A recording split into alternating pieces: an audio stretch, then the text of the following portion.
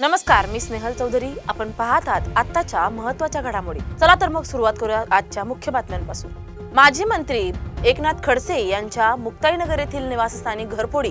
कुटुंब बाहेरगावी असताना चोरट्यांनी घरावर मारला डल्ला. घरातून नेमका किती ऐवज चोरांनी लंपास केला हे अजून अस्पष्ट. नाशिकच्या द्वारका सर्कलवर ट्रॅव्हल्स बसच्या धडकेत पादचारी युवकाचा मृत्यू. अवैध ट्रॅव्हल्स विरोधात नागरिकांची तातडीने कारवाईची मागणी. पुन्हा एखाद्या जीवाचा बळी गेल्यानंतरच प्रशासन जागं होईल का, असा सवाल नागरिकांकडून उपस्थित. सासपडे प्रकरणावर उदयनराजे संतापले. कुठल्याही वकिलांनी त्यांचं वकिलीपत्र घेऊ नये, अशा लोकांना गोळ्या घालून ठेचून मारलं पाहिजे. उदयनराजेंचा संतापजनक इशारा. ठाण्यात रायलादेवी आणि उपवन तलाव परिसरात छठ पूजेनिमित्त मोठी गर्दी. उपमुख्यमंत्री एकनाथ शिंदे यांच्या उपस्थितीत भक्तिभावाने पार पडला धार्मिक सोहळा. छत्रपती संभाजीनगर घाटी रुग्णालयातील 4900 पैकी 2800 बोगस जन्म प्रमाणपत्रे रद्द. बेकायदेशीर जारी प्रकरणात 150 जणांवर गुन्हे दाखल. आणखी कारवाईची शक्यता. मुक्ताईनगर मधून एक मोठी ब्रेकिंग न्यूज आली आहे. मुक्ताईनगर तालुक्यातील भाजप नेते एकनाथ खडसे यांच्या शिवरामनगर येथील निवासस्थानी चोरांनी घरफोडी केल्याची धक्कादायक घटना उघडकीस आली आहे. यावेळी खडसे कुटुंबीय मुक्ताईनगर मध्ये नसून दिवाळी निमित्त बाहेर गावी गेले असल्याने घर बंद होतं. त्याचाच फायदा घेऊन चोरट्यांनी चोरी केली आहे. चोरट्यांनी घरातील काही सामान चोरून नेलं, मात्र घरातून नेमका किती ऐवज लंपास झाला हे अजून अस्पष्टच आहे. घटनेची माहिती मिळताच स्थानिक पोलीस घटनास्थळी दाखल झाले असून या घटनेमुळे राजकीय वर्तुळात आणि स्थानिक परिसरात चर्चेला उधाण आलंय. कारण यापूर्वीही खडसे यांच्या कुटुंबियांशी संबंधित घटना घडल्या होत्या. आता बातमी नाशिकची. नाशिक शहरातील Dwarka circle travels line service रोडवर एका दुर्दैवी अपघातात तरुण पादचारी युवकाचा जागीच मृत्यू झाल्याची घटना घडली आहे. या संबंधित खासगी ट्रॅव्हल्स बसने पादचारी प्रवाशाला धडक दिल्याने युवकाचा जागीच मृत्यू झालाय. द्वारका सर्कल परिसरात नेहमीच वाहतुकीची तीव्र कोंडी निर्माण होते. त्यातच संध्याकाळच्या वेळी अवैध ट्रॅव्हल्स बस आणि त्यांच्या अड्ड्यांमुळे वाहतुकीची परिस्थिती अधिक बिकट बनते. या परिसरात ट्रॅव्हल्स चालकांची दादागिरी आणि अनियमित पार्किंगमुळे नागरिकांना त्रास होत असल्याची वारंवार तक्रार करूनही प्रशासनाने त्याकडे दुर्लक्ष केल्याचा आरोप नागरिकांनी केलाय. त्यामुळे नागरिकांकडून आता द्वारका परिसरातील अवैध ट्रॅव्हल्स ऑफिसेस तातडीने हटवावीत आणि कडक कारवाई करण्यात यावी, अशी मागणी होतीये. या अपघातानंतर अवैध ट्रॅव्हल्सवर अखेर कारवाई होणार का, की पुन्हा एखाद्या जीवाचा बळी गेल्यानंतरच प्रशासन जागं होईल, असा प्रश्न उपस्थित करण्यात येतोय. साताऱ्याच्या सासपडे येथील अल्पवयीन मुलीच्या हत्ये प्रकरणासंदर्भात भाजपचे खासदार उदयनराजे भोसले यांनी आरोपीवर कठोर कारवाई करण्याची मागणी केली आहे. तसेच कुठल्याही वकिलांनी त्यांचं वकिलीपत्र घेऊ नये.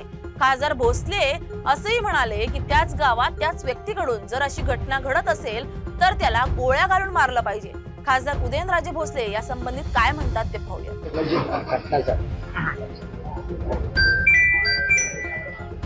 त्या व्यक्तीवर कठोर कारवाई झालीच पाहिजे. कारण की तिने अजून म्हणजे तिच्या जीवनाला सुरुवात केली पण नव्हती. अशा लहान मुलीचा जर अशी निर्गुण त्याला कडक कारवाई तर केली पाहिजे. आणि जो कोण असेल माझ्याकडे माहिती काढणार आणि कुठल्याही वकिलांनी त्याचं वकीलपत्र घेऊ नये.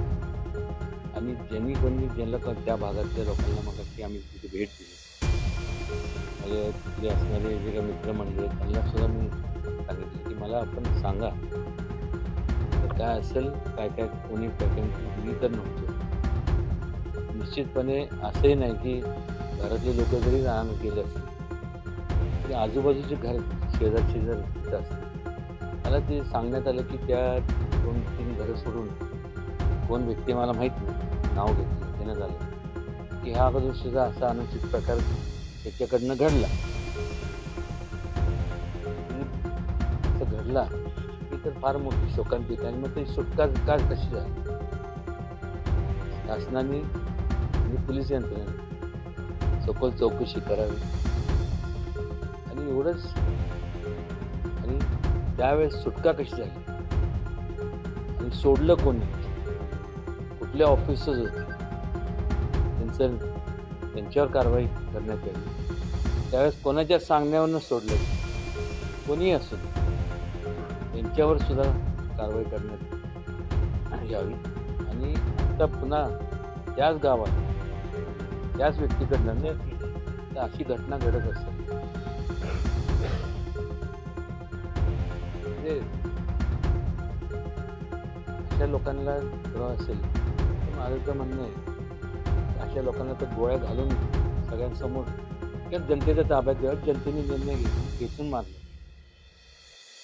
ठाण्यात छठ पूजानिमित्त रायला देवी आणि उपवन परिसरात उपमुख्यमंत्री एकनाथ शिंदे यांच्या उपस्थितीत छठ पूजेचं आयोजन करण्यात आलं होतं. मोठ्या संख्येने छठ पूजेसाठी उत्तर भारतीयांची पूजा करण्यासाठी गर्दी दिसून आली. या छठ पूजेच्या कार्यक्रमानिमित्त उपमुख्यमंत्री एकनाथ शिंदे, माजी खासदार रवींद्र फाटक, शिवसेना सचिव राम रेपाळे यांच्यासह अन्य पदाधिकाऱ्यांची उपस्थिती होती. छत्रपती संभाजीनगर येथील घाटी रुग्णालयातून अधिकाऱ्यांशिवाय देण्यात आलेल्या 4,900 जन्म प्रमाणपत्रांपैकी तब्बल 2,800 प्रमाणपत्रे रद्द करण्यात आली आहेत. ही प्रमाणपत्रे उपविभागीय अधिकाऱ्यांच्या आदेशांशिवाय दिल्याने ती बेकायदा ठरली आहेत. जिल्हा प्रशासनाने सर्व प्रमाणपत्रे परत घेण्यासाठी विशेष समिती गठीत करण्याचा निर्णय घेतलाय. भाजप नेते किरीट सोमय्या यांच्या उपस्थितीत जिल्हाधिकारी कार्यालयात सोमवारी झालेल्या बैठकीत ही माहिती देण्यात आली आहे. आतापर्यंत 150 जणांवर FIR दाखल झाली असून आणखी 30 ते 40 जणांवर कारवाई होण्याची शक्यता आहे. सोमय्यांनी बांगलादेशी नागरिकांना बोगस जन्म प्रमाणपत्रे देण्यात आल्याचा आरोप करत कठोर कारवाईची मागणी केली आहे. दरम्यान सिल्लोड तालुक्यातील 234 जणांविरुद्ध पोलीस तक्रार दाखल करण्याचा निर्णय घेतला गेला.